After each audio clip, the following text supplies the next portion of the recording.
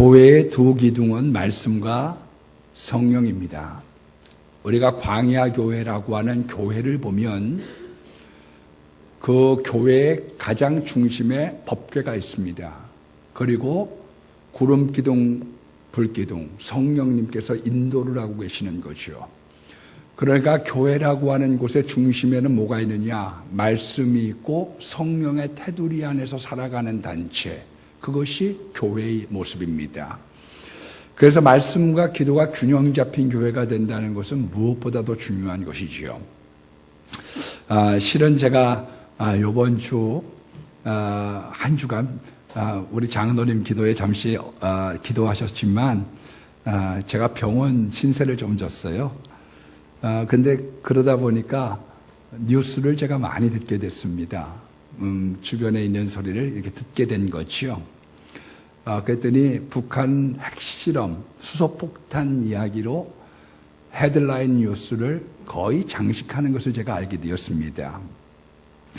그런데 대부분의 방향이 미국이나 한국이나 원유를 중단하자, 강하게 조이자, 더 압박을 가하자, 그런 쪽으로 가닥을 잡고 있는 것 같아요. 그러나 저는 조금 생각이 다릅니다. 오히려 폭탄을 쏟아붓는 것보단 그 돈으로 초코파이를 보내는 게 나을 거다. 왜 그런가 하면 성경에서 보면 발람이라고 하는 거짓 선지자가 있습니다.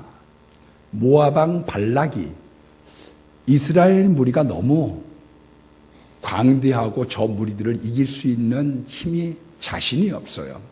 그래서 발람 선지자에게 부탁을 합니다. 좀 저주 좀 해주세요. 그랬더니 저주는 고사하고 4번의 복을 빌게 됩니다. 그래서 발락이 얼마나 화가 나는지 내가 저주해달라고 불렀더니 왜 복을 비느냐. 그리고 난 이후에 이스라엘의 전승은 이런 것입니다. 뇌물을 많이 가지고 가서 왜 거짓 선지자 발람에 대한 이야기가 성경에 기록이 되어지고 있느냐 하면 그 이후에 뇌물을 가지고 가서 비결을 물어봅니다. 어떻게 하면 이 이스라엘을 자멸시킬 수 있겠습니까? 몰락시킬 수 있겠습니까? 그랬더니 무희들이 있는 이방 여자들의 춤추는 무희들이 있는 곳을 데리고 가십시오. 그러면 육체적인 매력에 반해서 그들과 결혼하고 결국은 하나님과 멀리하면서 신앙에 타락하는 가운데 하나님의 진노를 사서 이스라엘 민족은 붕괴가 되어질 것입니다. 그런 힌트를 주었던 것이지요. 제 사견으로는 그렇습니다. 원유 중단보다는 초코파이, 바나나를 뿌리는 게 낫다고 생각하지요. 10배 복수하면 북한은 더 강해질 것입니다. 왜 그러냐? 북한에 있는 사람들은 연평해전을 모르거든요. 그 사람들은 자기들이 쏴놓고 뉴스에 안 내거든요. 근데 자기들은 가만히 있는데 폭탄이 막 날라 들어와요. 이 남조선 아새끼들 가만히 있는 사람들 막 건드린다 이거. 그렇게 생각하죠. 어떤 사람은 심지어 막 한 번만 더 공격하면 김일성 동상을 막 폭격하겠다고 얘기를 해요. 제가 볼 때에는 북한 주민이 하나로 뭉칠 겁니다. 왜 그러느냐? 북한에서는 자기들이 쏜 거는 얘기 안 하거든요. 어느 날 갑자기 광화문에 있는 세종대왕에 북한발 로켓가 와서 때려부셨다. 우리가 가만히 있겠어요? 우리가 성경에 근거하지 않은 우리들의 계획과 방법이라고 하는 거는요, 엉뚱한 결과를 믿기가 너무도 쉬운 거예요. 러시아의 작은 마을에 한 다리가 있었습니다. 거기에 보초가 한 사람 지키는데 밤낮 없이 지키다 보니까 너무 피곤해요.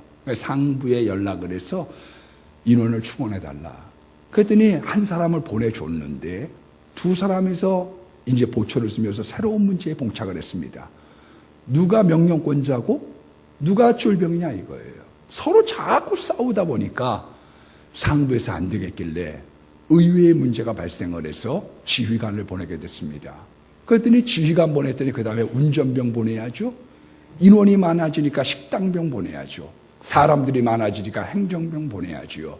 맨 마지막에 러시아의 경제가 기울어가면서 구조조정을 시작을 했는데 정작 다리 지킬 줄 아는 사람만 거기서 떠나가게 됐다고 합니다. 인간이 머리를 짜면 엉뚱한 결과를 빚기가 쉽습니다. 우리가 생각하면 이렇게 하면 될 것 같아요.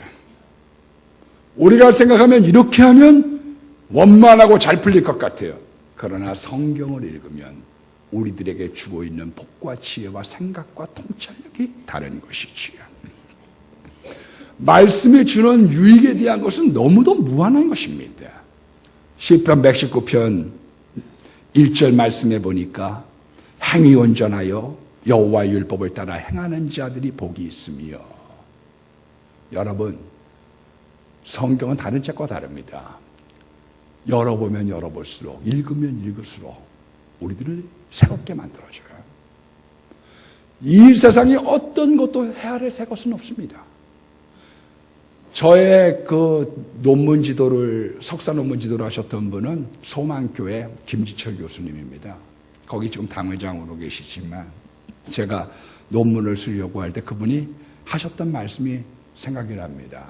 신 목사, 논문을 쓰려고 하면 세 가지의 방법이 있어. 한 가지는 인물을 중심해서 쓰시든지요. 바르트, 몰트만, 그 사람 책을 읽어서 거기에 대한 걸 쓰든지, 그렇지 않으면 주제, 하나님의 나라, 이런 것을 주제로 정하든지, 세 번째는 본문을 정해서 그 본문을 강의하는 방법이 있습니다. 어떤 요를 하든지 셋 중에 하나를 택하세요. 그리고 다 잘 짜깁기를 해서 자기 의견을 한 페이지 쓰면 석사 논문이고 4페이지 쓰면 박사 논문입니다. 잘 짜깁기해서 내 의견을 한 페이지 쓰면 석사 논문, 내 의견을 4페이지 쓰면 박사 논문. 헤아려 새 것이 어딨어요? 여러분, 말씀의 가치를 한다는 게 얼마나 중요합니까? 이스라엘 사회의 서북부의 이 목동들이 철 따라 이동을 합니다. 겨울이 되면 먹을 것도 없고 또 풀도 나지 않고 이미 뜯어 먹었으니까요. 그래서 이동을 하던 중에 어느 날 동굴 하나 발견을 해서 그 목자 중에 한 사람이 장난 삼아서 돌멩이 팔매질을 했습니다. 던졌더니 쨍그렁! 야, 이게 웬 횡재야? 뭐가 있나? 가서 보니까 양피지예요. 양 껍질에다가 뭘 썼는데 뭔지는 모르겠어요. 그래서 이걸로 신발을 만들어 신을까? 그러다가 고물상에 팔았습니다. 2년 후에 그것이 사헬사본이라는 것을 발견하고 세계에 그것이 드러나게 됐지요. 우리가 아무리 훌륭한 것이라고 할지라도 그 가치를 모르면 그거는 무용지물입니다. 우리가 성경이 얼마나 값진 것인 줄 알고 우리가 성경이 얼마나 소중한 것인 줄 알 때 모든 것의 해결은 사실상 성경으로부터 해답을 얻어서 성경의 방식의 속으로 풀어가야 되거든요. 이스라엘의 4명의 훌륭한 왕 중에 한 사람이었던 요시야는 18년 내 성전을 리모델링을 하게 됐습니다. 그래서 성전을 수리를 이렇게 하는데 거기서 보니까 못 보던 책이 나왔어요. 신명기죠.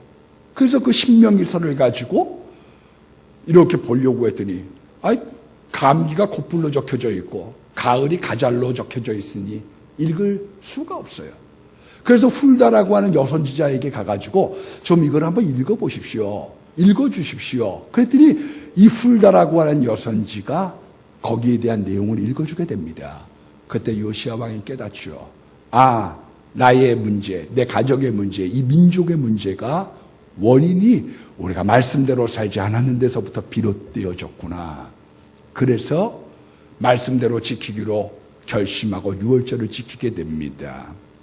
여러분, 성경은요, 왜 전북에서 구제역이 생겨서 온 나라에 퍼졌는지, 왜 익산이라고 하는 지역에서 2000년 대한민국 역사에 가장 커다란 지진이 생겼는지 거기에 대한 문제점과 해결점들을 일러주고 있는 책이 성경이거든요.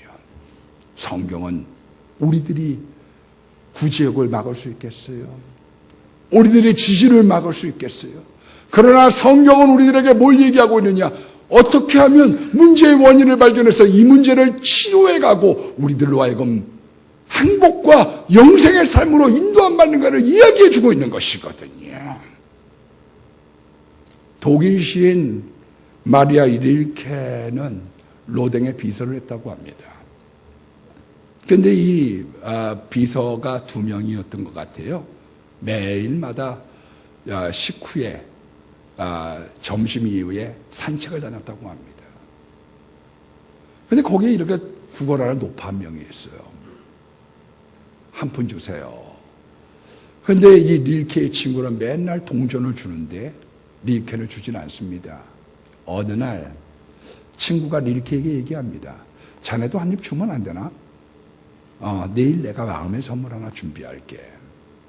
그래서 그 다음 날 마리아 릴케가 장미꽃 한 송이를 이 노파에게 줍니다. 그랬더니 이 노파가 그 장미꽃 냄새를 맡더니 깊은 상념에 빠져요. 그리고 일주일 동안 오지 않습니다. 8일이 됐을 때 오게 되었어요. 친구가 궁금했어요. 그동안 일주일 동안 뭘 먹고 살았지? 그랬더니 릴케가 하는 이야기가 자네가 주는 한 입으로 사람들이 주는 동전으로는 하루를 살 수 있네. 내가 준 마음의 선물로는 한 주간을 살 수 있지만 하나님의 말씀은 그 사람을 영원히 살 수 있도록 인도해 준다네. 여러분, 영생의 말씀이에요. 동양이든 서양이든 팔자를 좋아합니다. 8자를 좋아해요. 팔자. 그래서 팔각정을 동양에서도 짓고요. 팔자 타령하고 그러지요. 왜 그러냐? 0이라고 하는 영혼의 숫자 2가지를 겹쳐놨다고 생각하는 거예요. 이걸 누이면 무한대가 되는 거죠. 그래서 기독교에서도 세례자 반이 초대교회 때는 8반이었습니다. 팔각형이에요. 그리고 부활도 8일 만에 경험을 일어나신 것을 볼 수가 있는 것입니다. 부활의 날도 8일로 정했어요. 우리가 영원의 생명, 영원의 진리, 영원의 말씀, 그것은 성경이기 때문에 예수의 복음에 대한 이 말씀을 우리가 담고 이 가치를 알고 살아가는 것이죠. 2절로 3절 말씀해 보니까 전심으로 구하는 자에겐 복을 얻고 불의를 행하지 않는다고 그랬습니다. 여러분, 누구든 성경 읽지 않으면 별 수 없어요. 제가 이렇게 병원에 있다 보니까 사람들이 몇 권의 책을 갖다 줘서 제가 거기 있는 책들을 쭉 읽게 되었습니다. 터미날 때마다. 제가 가톨릭에 대한 이야기라는 것을 죄송스럽게 생각합니다. 거기 나온 책의 내용입니다. 복음과 영적 전쟁이라는 책인데 지금 로마 가톨릭의 가장 커다란 문제는 아동 성추행에 대한 문제다. 그렇게 이야기를 했어요. 성직자들이 그렇게 하고 있는 거죠. 심지어 프란체스코 교황이 뭐라고 얘기를 했느냐. 로마 가톨릭의 신뢰 회복은 아동 성추행을 근절하는 데서부터 시작될 거다. 그렇게 얘기했습니다. 1980년도에 미국과 캐나다에서 아동 성추행에 대한 것이 불거지면서 세인들이 주목을 하기 시작했죠. 1990년도에 아일랜드의 막델레나 세탁도 사건이라고 하는 것이 불거지면서 수천 명의 여자들과 아동들을 학대하고 성추행한 것이 드러나게 되면서 이것이 지역적이고 국가적인 문제가 아니라 전 세계의 문제라는 것이 드러나면서 굉장히 많은 소동을 일으키게 되었습니다. 심지어는 2010년도에는 아일랜드 가톨릭 교회 수장이었던 존 브래디 추기경이라고 하는, 추기경은 우리로 따지면 장관입니다. 교황 바로 밑에 있는, 우리나라도 한 명 정도 있잖아요. 그런 추기경이 사제가 성추행한 것을 입막음시키려고 했습니다. 아이들 데려다가 니네들 얘기하지 마. 얘기하면 안 된다. 그게 들켜지면서 불거지면서 당시 베네딕트 16세 교황이 어린아이들에게 사과를 하는, 피해자들에게 사과를 하는 그런 결과를 빚게 됐습니다. 더 심각한 문제는 뭐냐? 그 규모가 훨씬 심각하고 UN 인권아동위원회가 권고를 했습니다. 그런 성직자들을 즉각 퇴출해 주십시오. 그랬더니 바티칸에서 대답이 오기를 너무 내정 간섭을 심하게 하면 안 됩니다. 지나친 간섭하지 말아달라는 답변을 받게 된 거지요. 여러분 감염 무도회 시발점도 그런 것 아니겠습니까? 얼굴 없이 죄를 짓고 싶은 거지요. 저는 가톨릭에서 저는 결혼시키는 거 괜찮다고 생각해요. 다만 그 위에 있는 데까지는 올라가려고 하면 결혼 안 한 사람 어느 선까지는 결혼하는 게 온당하지요. 제가 이 말씀을 드리는 거는 어떤 가톨릭이라고 하는 우리와 다른 종파에 대한 비난을 하기 위함이 아닙니다. 그분들이 사제가 됐을 때 3번의 서약을 받습니다. 당신 정말 할 자신 있어요? 당신 정말로 평생 헌신하겠습니까? 당신 신부가 되겠습니까? 그때는 그럴 수 있을 줄 알았죠. 그때는 그럴 수 있다고 자신한 거죠. 할 수 있습니다. 그러나 누구든 자기가 자신하는 것, 그것이 이미 교만이기 때문에 패망의 선봉인 거예요. 누구나 말씀 앞에서 말씀을 읽지 않으면 그 사람이 사제든 목사든 어떤 중직자든지 간에 그 사람은 몰락하고 그의 영혼이 썩어올 수밖에 없다는 것을 단적으로 증명해 주고 있는 것이죠. 그들은 맨 처음에 그렇게 되려고 했겠습니까? 하나님을 위해서 자기의 몸과 영혼과 마음과 모든 것들을 다 바치려고 했던 것이지요. 그러나 성경을 멀리하면 어떤 누구도 견뎌낼 수 없습니다. 청소년 어릴 때부터 말씀 교육은 참 중요합니다. 현재 기독교연합신문이 한국교회 10년을 준비한다. 그런 타이틀을 가지고 포럼을 열었습니다. 1000명의 아이들에게, 청소년에게 설문조사를 했는데 아마도 50% 정도가 공과 공부를 안 하고 있고 필요도 없다고 얘기를 하고 있는 것 같아요. 가장 청소년에게 큰 영향을 주고 있는 인물들이 누구냐? 어머니가 47%, 그리고 친구, 선후배가 12%, 그리고 이 목사님이나 전도사님이 11.8%. 죄송하지만 아버지는 그 순위에 들지는 못했습니다. 기독교 아이들은 어머니들을 좋아해서 그 기록이 72.8%에 이른다고 이야기를 하고 있어요. 여러분, 가장 큰 영향력을 주는 것은 성경이고 어머니가 성경을 자녀들에게 읽어주고 일러줄 때 그들의 앞날, 그들의 삶, 그들의 일생, 우리 자신 견고하고 흔들림이 없을 겁니다. 왜? 성경을 읽으면 마음이 깨끗해지니까요. 모든 성장의 기초는 성결입니다. 우리 애가 그래서 왜 대바라지는 애들을 싫어하느냐? 세상에 때가 꼈거든요. 그러면 암기가 되지 않아요.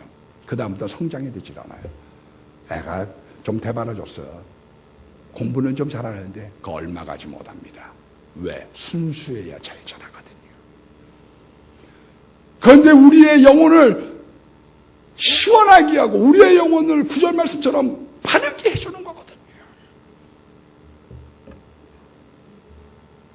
제가 이번에 한 주간 병원에 있다 보니까요, 저쪽 끝에 있는 분이 누워 계시는데요, 한 아주머니가 이렇게 그 아내 되신 아주머니가 아침과 저녁마다 오셔요. 보통 때는 그냥 계시고 아침 저녁에 오셔갖고 계속 똑같은 말을 하시는 거예요. 무슨 말씀을 하시느냐 하면은, 당신 이제 헛개비야. 내 말 잘 들어야 돼. 대답해. 저녁 때 오면 또 그 얘기하는 거예요. 당신 이제 헛개비야. 내 말 잘 들어야 돼. 알았어? 막 대답해. 내가 그 얘기를 계속 아침 저녁 듣다 보니까 저게 남의 일이어야 되는데 그런 생각도 들고. 여러분, 하나님의 말씀을 남편이 들을 때 변화가 오는 것입니다. 사람을 움직이는 건 복음이에요. 그건 강요가 아닙니다. 힘 떨어진 사람을 쥐고 흔들었기 때문에 되는 게 아니에요.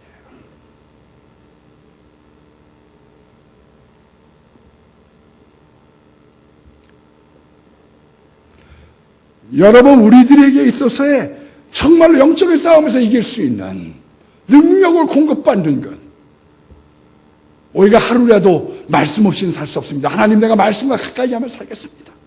말씀 없으면 빗나갈 수밖에 없는 우리의 인생들에게 양식이 되고 켈라잡이가 되고 우리에게 능력이 될 수 있는 것, 그 복음과 영적 전쟁이라고 하는 책 속에 한 번 더 안 좋은 예화를 들려드려서 송구스럽게 생각합니다. 라이언 멜이라고 하는 목사님이 나와요.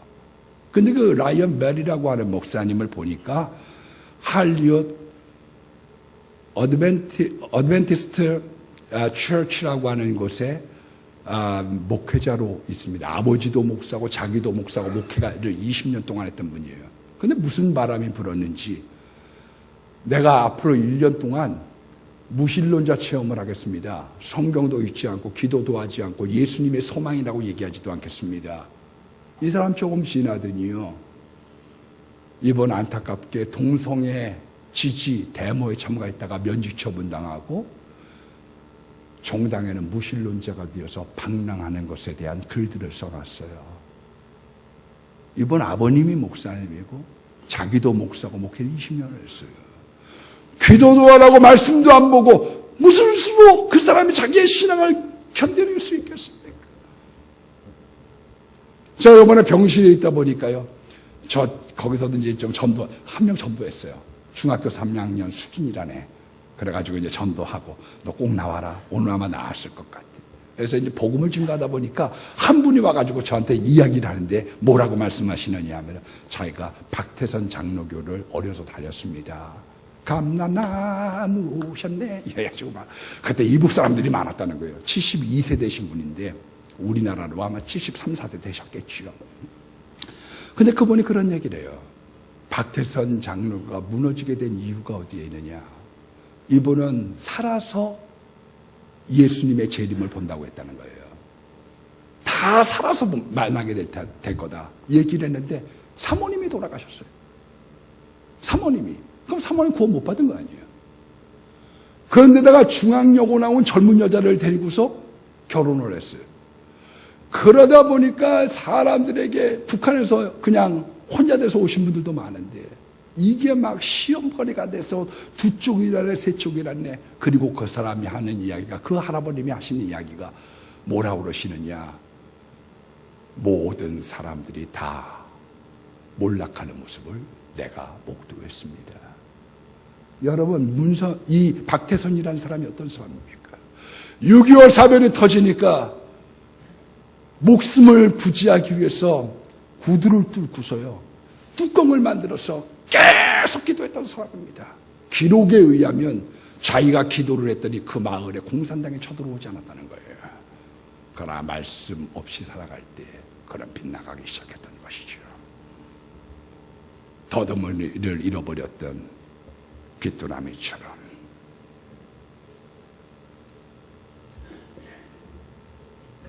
그래서 우리가 꾸준하게 밥을 먹어야 되는 것처럼 꾸준하게 우리는 성경을 읽어야 되는 겁니다. 10절 말씀에도 전심으로 주를 찾아서 우리 주의 명예에서 계명에서 떠나지 않게 해주십시오. 내가 하나님을 향한 마음 고착을 해서 전심으로 내가 계명 떠나지 않게 해주십시오. 계명 떠나면 마귀밥 되거든요. 개인적으로는 지혜와 총명이 어두워지는 거예요. 그래서 나 왜 이렇게 인생이 깜깜해? 나 지금 어디로 가야 되는 거야? 나 앞으로 막막해. 나 어떻게 살아야 되는 거야? 저는 사실상 그런 상담을 많이 받습니다. 내가 어떻게 앞으로 가야지 됩니까? 말씀을 보세요. 그런 말씀이 길라잡이가 될 것입니다. 말씀의 빛이 되어줄 것입니다. 여러분, 기도했을 때에도 가장 좋은 응답은 하나님께서 말씀을 던져주시는 것입니다. 그 말씀을 붙잡고 힘을 얻고 일어나가는 겁니다. 마귀의 공격의 대상은 누구냐? 사실상 에베소서 6장 12절에 있는 말씀처럼 통치자들과 권세들입니다. 이 세상의 어둠의 주관자들을 가장 타깃으로 삼아요. 왜? 이걸 한번 잘못 잘 잡으면 스탈린, 모솔리니, 히틀러, 모택동, 폴포트, 김일성처럼 수많은 사람, 수백만, 수천만의 사람들을 죽음으로 몰아갈 수 있으니까요.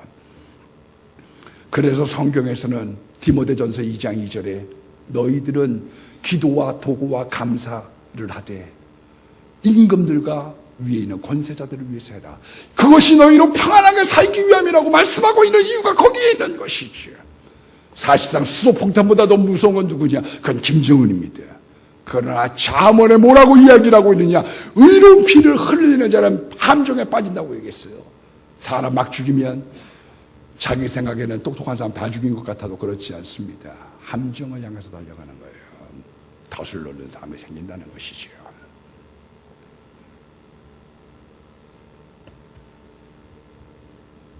여러분, 말씀은 개인과 가정과 이 세상, 국가, 어떤 데이든지 통용이 되어지는 절대불변의 진리거든요. 그래서 아프리카 우간다에 복음에 헌신했던 존 물린디 목사님은 10가지의 성경을 읽는 자세에 대하여, 방법에 대하여 이렇게 얘기를 했습니다. 첫 번째, 간식이 아니라 주식으로 읽으십시오. 두 번째, 한 번도 읽지 않은 것처럼 읽으십시오. 세 번째, 세속적인 목표가 아니라 하나님을 알고자 하는 목표로 읽으십시오. 네 번째, 말씀을 내 생각에 집어넣으십시오. 다섯 번째, 말씀의 능력이 내 삶에 일어날 수 있도록 읽으십시오. 바른 태도와 마음가짐을 가지고 말씀을 읽으십시오. 그리고 어떤 것보다도 정확하고 우선된 말씀으로 읽으십시오. 왜? 성경은 이 세상의 어떤 것보다도 우선한 거예요. 내 경험, 내가 가지고 있는 지식, 내가 가지고 있는 인맥, 그 어떤 것보다도 하나님이 주시는 말씀은 우선되고 정확한 말씀이기 때문에, 그리고 두렵고 떨리는 마음으로 성경을 읽으십시오. 머리와 마음을 넘어 영혼에 새겨질 수 있도록. 그래서 성경을 읽으면서 우리가 기이한 법을 보게 해달라. 아버지 하나님이 이 말씀이 내 영혼의 양식이 되고, 왜 우리가 기도하면서 읽어야 되느냐? 이 생명의 양식이 우리들에게 능력으로 나타나기 때문입니다. 그리고 매일 적당한 장소를 정해놓고 지속적으로 읽으라고 말씀하고 있는 거예요. 여러분, 말씀은 복이 됩니다. 이 말씀은 놀라운 능력이 있는 것입니다. 세 구절만 여러분들에게 소개한다고 하면, 여호수아서 1장 8절에 내 입에서 말씀을 떠나게 하지 말고 묵상하고 그 말씀을 지켜라. 그러면 내가 평탄하고 형통해 주겠다, 하게 만들어 주겠다는 거예요. 여호수아가 근심 앞에 있습니다. 왜냐하면 절임자 모세가 너무 잘했어요. 홍해를 갈랐어요. 자기는 거기 부관 출신이에요. 자기는 거기 부목에 지나지 않아. 거기 있었던 전도사에 지나지 않아. 이거 위대한 사람의 이 뒤를 내가 어떻게 감당할 것이냐. 그때 주님은 담대해라, 말씀 봐. 앞에 있는 여리고가 있습니다. 가나안 육족 속에 있습니다. 아낙이라고 하는 거인이 있습니다. 하나님, 내가 이거 넘어설 수 있을까요? 그가 두렵고 떨려할 때 네가 말씀을 읽으면 평탄해져. 환경이 좋아지고, 네가 말씀을 읽으면, 묵상하면 형통해져. 네가 이길 수 있는 힘과 권능과 능력을 얻을 수 있다는 거예요. 말씀을 보면 환경이 바뀌든지 너에게 이길 수 있는 능력을 주셨어요. 형통의 길을 가든지. 성경은 우리들에게 그것을 약속하고 있는 거예요. 여러분, 시편 1편 2절 말씀을 보면 율법을 즐거워하는 자는, 묵상하는 자는 복이 있다고 그랬습니다. 그래서 성경은 좋아하셔야지 돼요. 좋아하셔야 돼요. 제가 이번에 이렇게 보니까요, 막 이분들이 하루 종일 텔레비를 털어놓으니까요, 거기 있다 보니까 하루 종일 털어놔요.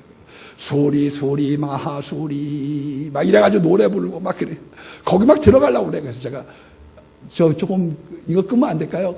그랬더니 싫어하죠. 줄여놨어요. 그런데 제가 들리니까 내용이 온종일 동안 수소폭탄 얘기, 구제역 얘기, 춥다 얘기, 그거 외로, 그거 계속 들어가지 않는 거예요. 여러분들이 뉴스 보는 걸 제가 반대하는 거 아닙니다. 여러분들이 텔레비전 보는 거 반대하는 것도 아닙니다. 그러나 그 시간 아껴서 하나님 닮아가는 성경을 읽는 건 얼마나 귀하고 소중한 일입니까? 계시록 1장 3절 말씀해 보니까 이 말씀을 읽는 자와 읽으면 입술에 권세가 생겨요. 왜 저 사람 말할 때 입술에 권세가 생기느냐? 그래서 기도할 때 어떤 사람은 능력이 나가요. 아버지 하나님, 성경을 보는구나. 말씀을 보는구나. 예배를 드리는구나. 말씀 안에 은혜 받았기 때문에 능력이 나가는 것입니다. 그 말씀을 듣는 자들, 마음의 변화가 생기는 거예요. 그 말씀을 지켜 행하는 자들, 신명기 28장에 있는 말씀처럼 나라와 민족과 세계 위에 뛰어나게 하는 그 놀라운 약속의 말씀이 성경에 약속되어져 있기 때문에 우리가 이 축복된 말씀을 사모하여 이 말씀을 우리가 담고 읽고 정하고 나아가야 되는 거죠.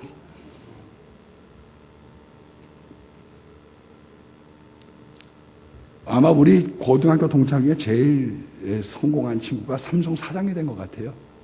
뭐 여러 분야에서 뭐 성공을 했다고 그러지만 아마 군대로 보면 대장을 다룬 게 아닐까. 뭐 가까웠던 친구니까 성장 과정을 제가 잘 알죠. 저쪽 등촌동에다가 전세 이렇게 얻었었어요. 방 하나 이렇게 얻어가지고 거기서 지냈습니다. 우리 한번 집들이라고 그 다음에 한번 뭐 놀러 가자 이래가지고 그 친구는 좀 일찍 결혼했습니다. 27살 때인지 그렇게 조금 우리들보다 한두 해 빨리 결혼을 했어요. 거기 갔더니 그 친구가 이렇게 얘기를 합니다. 앞으로는 일요일 날 출근하고 싶어. 그래서 왜? 그랬더니 집에 있어봐야 할 일이 첫 번째 없고 두 번째는 10시쯤 나가가지고 출근부에 도장 찍어도 되고 자유로운 거죠. 세 번째는 볶음밥이나 삼선짬뽕 시켜다가 회사 돈으로 긁으면 되고 네 번째는 하루에 특근 수당이 1.5배니까 돈 벌어서 좋고 그 다음에 윗사람한테 성실하다고 눈도장 찍어서 좋고 그리고 여섯 번째는 미리 한번 서베이를 하고 나니까 한 주간이 수월해서 좋고 2년 만에 대리 달고 2년 만에 과장 달고 39세에 최연소 이사 되고 그리고 난 다음에 인사과에 있었으니까 삼성전자로 자기가 발령냈는지 그래가지고 거기서 사장 달았더라고요. 삼성 술세입니다, 여러분. 삼성 술세요. 은행 술세요. 은행 다니신 분 얘기 들어보니까 연말에요. 목사님 4잔은 꼭 마셔야 됩니다. 은행장이 위하야 그러면 지점장이 위하야 안 마실 수 없습니다. 막 저한테 그런 얘기를 해요. 아마 제일 술이 세긴 대로 소문이 난 데는 그 두산인 것 같아요. 두산은 여기 이렇게 술자리 있으면 이걸 뜯어버리고서 돌리기 시작하면요. 임원들이 자기 앞에 온 거 빨리 이거 옆으로 가야지 들고만 있을 수 없으니까 마시고 돌리고 마시고 돌리고 이러면 새벽 4시까지 하면 뭐 짝으로 마신다고 그러더라고요. 술이 능력이던 시대죠. 여러분, 예수 없는 복은 복이 아닙니다. 돈이 타락의 근거가 되고요. 몸 다 망가지는 거지. 약 달고 사는 거예요. 누가 감당하겠어요? 누가?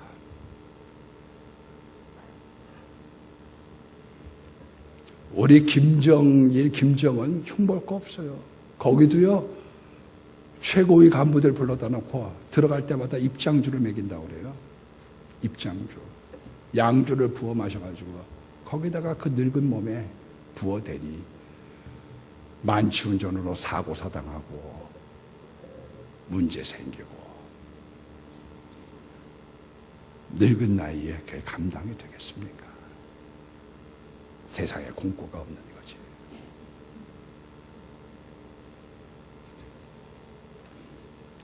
후회를 향한 삶을 향해서 가고 있는 거거든요. 말씀 없는 삶, 그건 후회를 향하여 달려가고 있는 거거든요. 언젠가는 망가진 몸만 남는 거예요.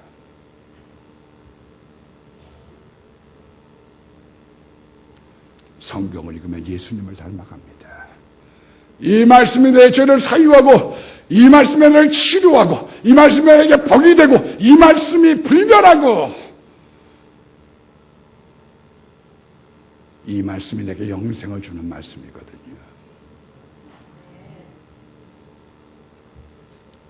여러분, 성경을 사랑하세요. 올해는 그것을 놓고 기도하십시오. 하나님, 내가 성경을 사랑하고 성경을 읽을 때 기이한 법을 보게 해주십시오. 남들이 알지 못하던 세계에 대한, 남들이 알지 못하는 사업에 대한, 남들이 알지 못하는 영혼 구원에 대한, 하나님 이 앞날에 대한 구도를